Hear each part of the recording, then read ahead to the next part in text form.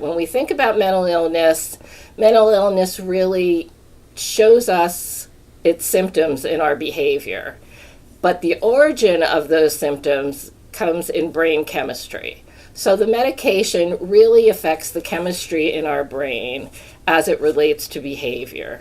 One of the reasons I enjoy this area of practice is I'm interested in prevention and early detection. When we do not treat a mental illness, it has a tendency to dig in a little bit deeper, cause more brain pathology, and be harder to mediate over time. So the medications that we use in psychiatric care work on the wiring of our brain. They work on the connections. Sometimes there's traffic jams. And the traffic jams sort of occur because of different communication problems in the brain. Some areas are communicating, some areas have stop signs going on, and it makes it very difficult. The use of medication helps us manage these difficulties early enough in life sometimes to prevent further damage to the brain. We now have more understanding of how and when the brain changes, especially in children and adolescents, as we enter adulthood, and we know that these changes occur a lot earlier than we used to think they did.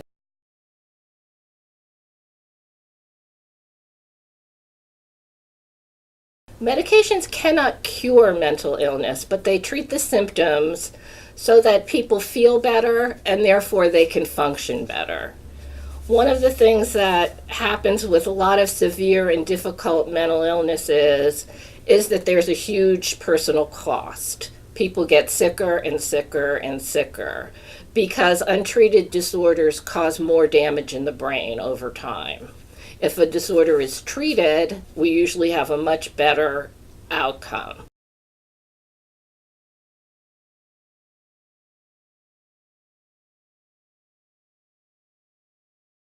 First, the type of disorder. Is it an episode, as in an episode of depression caused by a life event, or is it a chronic, unrelenting problem? The other is age, sex, body type, things like how active are you? What's your fitness level? Do you smoke? Do you drink? Kidney and liver function are very important when it comes to taking medication and metabolizing drugs.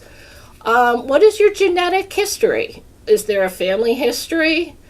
What other medications have you taken in your life? Do you take herbal preparations? Everything that you put in your body has a potential to interact with the medication you take. Your diet is important, and perhaps one of the most important things is your adherence to what the doctor or provider has prescribed for you.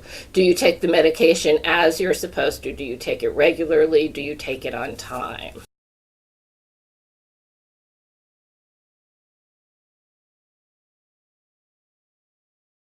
There are antidepressants, antipsychotics are used in psychiatric care. We use mood stabilizers.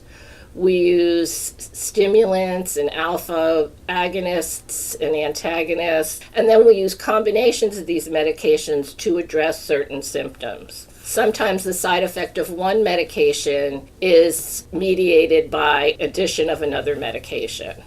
But all of these medications really need to be monitored closely. A doctor can't give you these medications and say, come back in a year.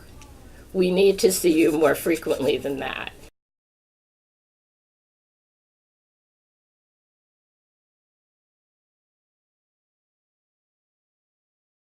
You need to know the name of the medication, and as I said earlier, what is that medication supposed to do? How do you take it? When do you take it?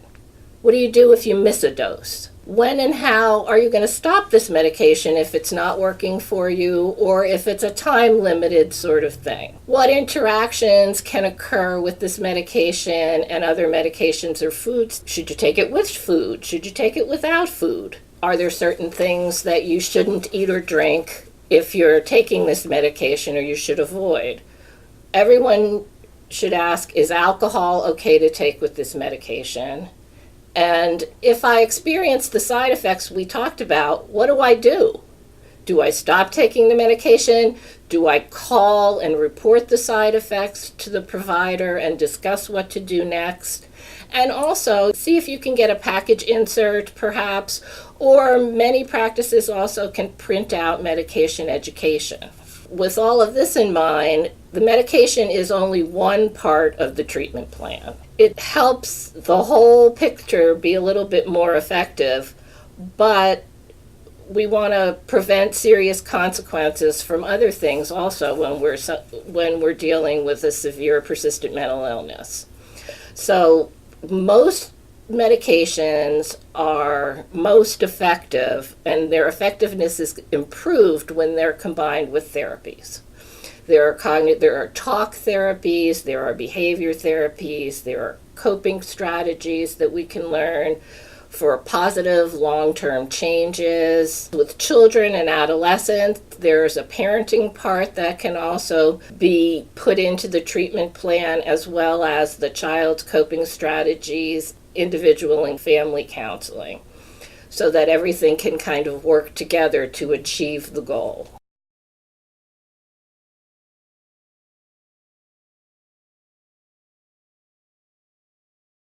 Medication is really an important part of the treatment process, but counseling, case management is another area in which we offer services, and the whole treatment team approach is usually what gives us the best result. And one of the things that I find about working here is I really enjoy the team approach and the fact that everyone really works pretty well together.